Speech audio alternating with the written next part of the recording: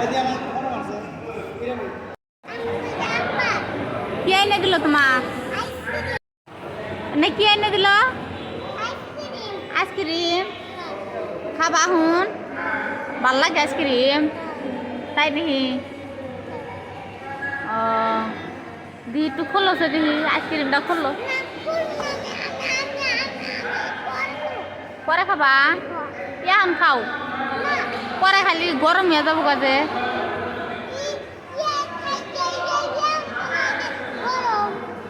ঠান্ডা